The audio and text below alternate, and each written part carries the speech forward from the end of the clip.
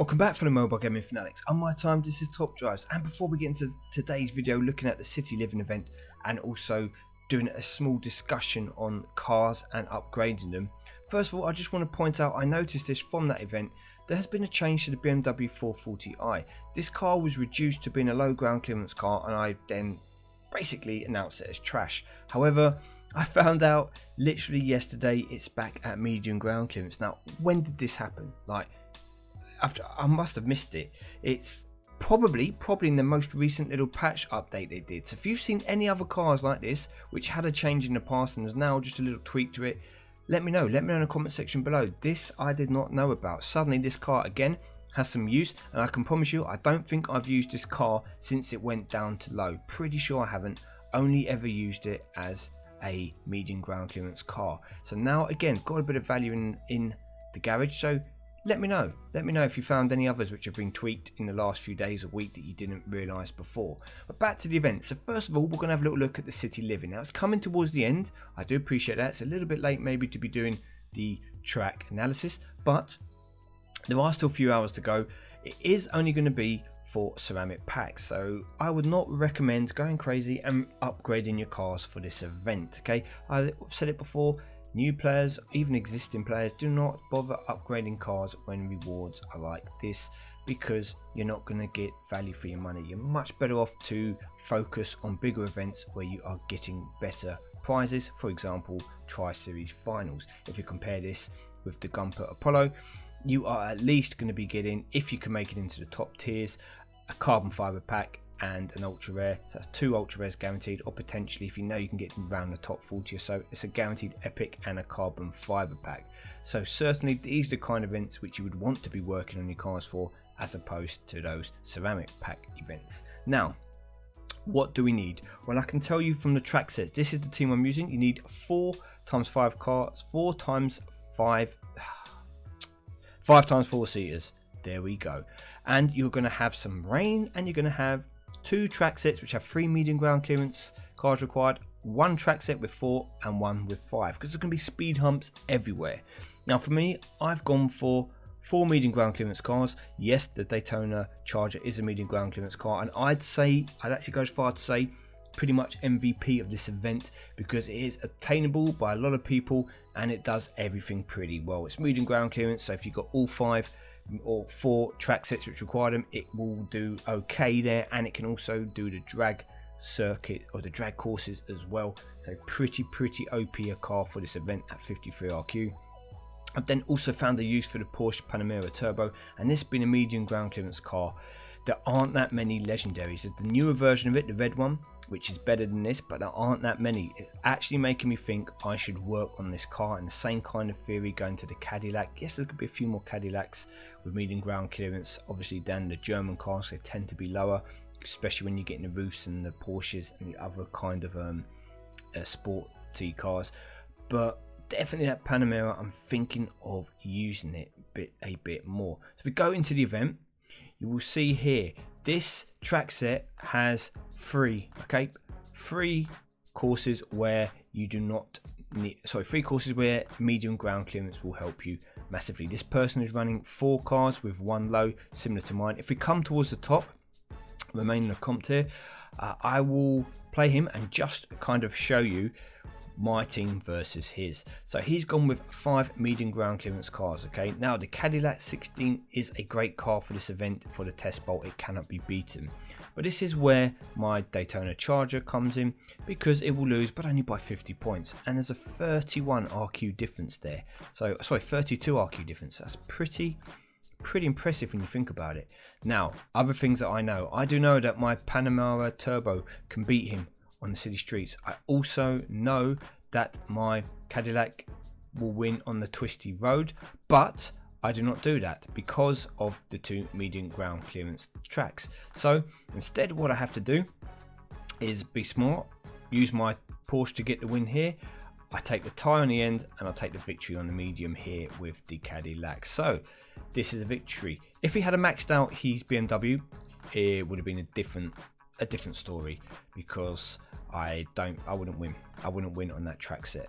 so it would be slightly different. But there we go. So the guy at top, although I have been beaten many times, I can just pretty much keep inflicting victories on him if I was to play this through.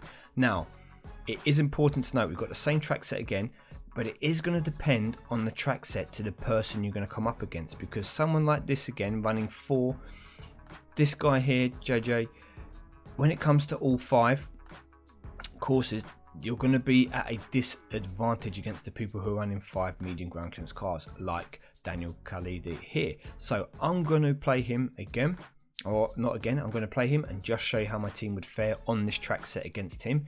So it's the same kind of idea here. Test Bowl and Twisty Roads are already forced. Now my El Mirage will lose to his, but as long as I can get the 2 victories on the other 2 circuits, it doesn't matter. It's a 50 loss and a 50 loss, and I will gain 50 at least in each of those other track sets. So here we go again to the end, and we get the victory. So fortunately in a place where I can beat the people around me, even though they can beat me as well. Now if we just try and get a different track set, come on man, I want to try and show you one of the other ones just to give you an idea of how the team kind of lines up in those situations. Here we go, run it quickly. So yeah, I haven't been too involved in this, to be honest with you.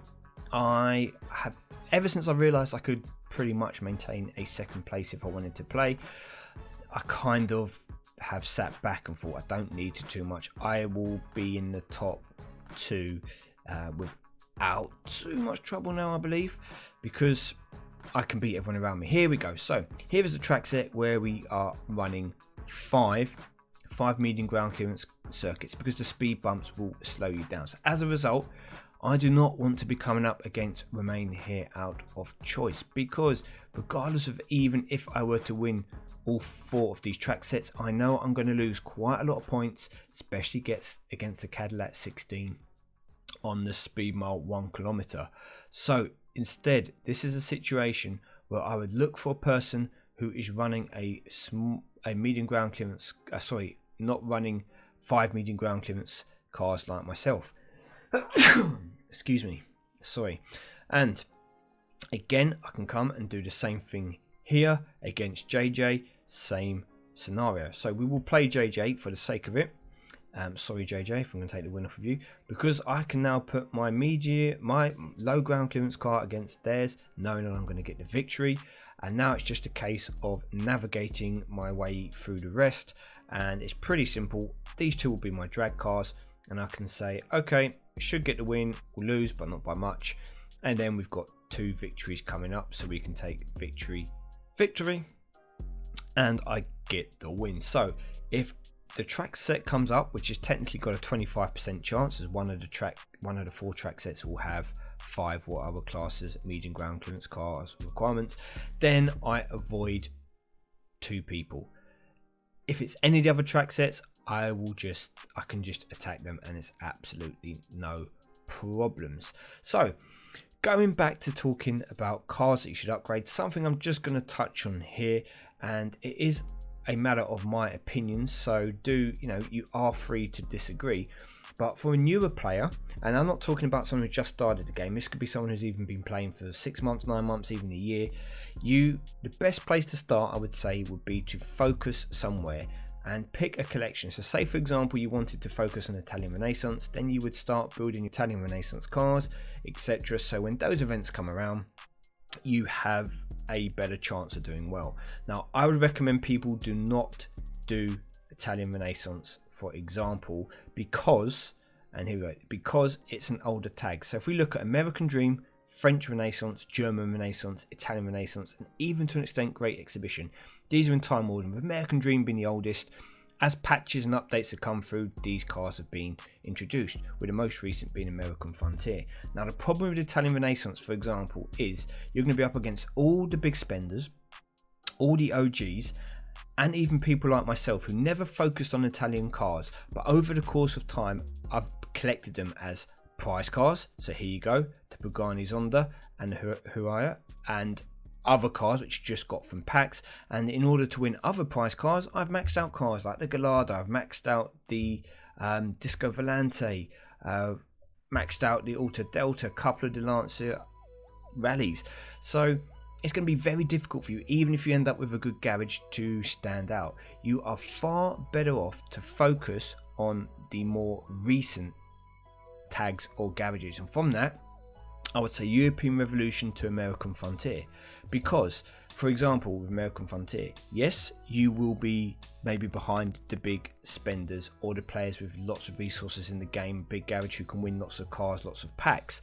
But look at me, for example, I've only got one legendary and I've got a few epics, but only a couple of them maxed out, few ultra rares. You know, it's not particularly OP. If you saved your resources and invested in cars and packs from this American Frontier patch, then you're going to be ahead of a lot of people, so it will give you a better chance of doing well in those events. And you're also going to have a lot more events coming around which will require American or American Frontier cars. So I hope that kind of makes sense.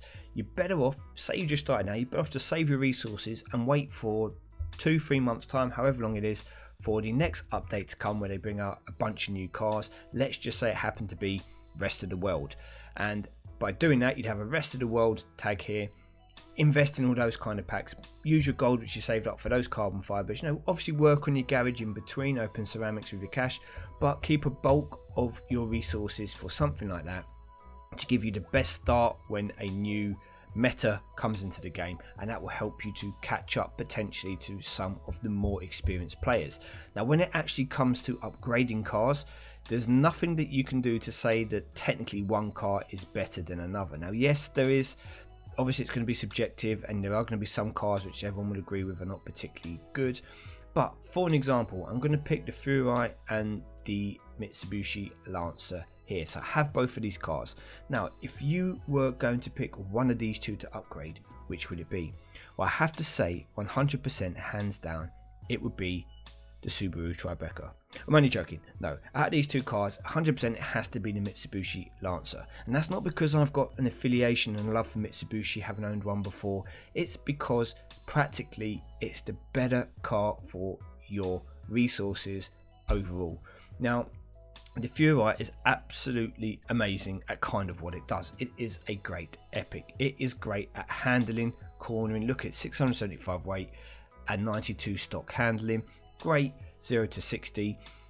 The problem though, the problem is it's more of a specialist car. If we look at the Lancer Evo 10, again it's got really good handling, 88, 3.9 0 to 60, 4-wheel drive, but when we come into it, it's not ridiculously heavy, but it's got medium ground clearance, traction control, ABS. So this car can be used in the wet, it can be used in mixed surfaces, even on the dirt if you had to. If you got really stuck, you can put it in the sand. It's going to do pretty well in tracks and circuits. It can be used in city streets, it can be used in speed humps, and as mentioned, the wet. So you kind of can use it in a lot of places, which is why, unsurprisingly, I've used this car a lot more than the Furai.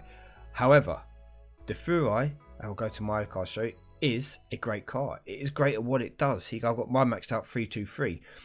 So it is going to beat the Evo on dry twisty circuits, on slaloms, etc. But with the slick tyres, there's only certain areas you can use this car, and as a result, if those events don't come up, you can't use this car. Like, this car doesn't come into consideration. So if you put a lot of your resources into it, regardless of how many times I've used it, you are going to be pretty much limited to when you can use this car.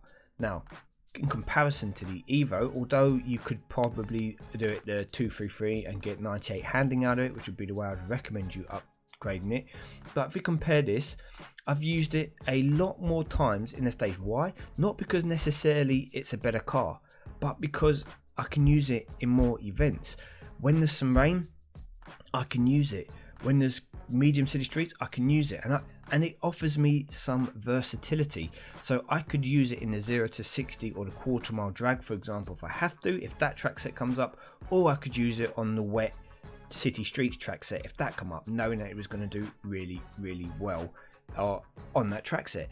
I'm not putting it in praying that there is no rain. There can be rain or dry, either way I can throw this car in. With the Furai, I might be there praying that the course it's going to be on, I need it to be dry, because if it's wet, this car is going to get smashed. So the idea is, out of the two, they're both really good at doing different things, but the one that would definitely give you the most value for your resources would be the Evo 10. And I think that's extremely important for new players or existing players maybe who are short on resources. When it comes to picking which cars to use, find the cars initially which are going to allow you to progress further in the game overall, like on average. Specialist cars are great to work on, and they will become vital if you want to try and, you know, move up the ladder, so to say, and get better cars, better prizes, but they are not going to help you short term if in just random events. If you know wrong thing clicked on, sorry. Not going to help you short term in random events if you max them out. And a good example here, just a random event, city limits, 4 seaters required. Okay, neither of the two cars are useful, but if they were, we would not really want to use the Furai, because it is going to be extremely useless in the wet and in the city streets. Whereas, guess what? The Evo would be a perfect car to bring in. Right, with that said, I am going to shoot off. I'm going to say good luck everyone if you are in the Apollo finals. Let me know how you're getting on. If there's anything else I can help you with, please leave me a message in the comments section below. Always happy to answer questions. And with that, I'm going to sign off and say see you over the weekend. Good luck everyone.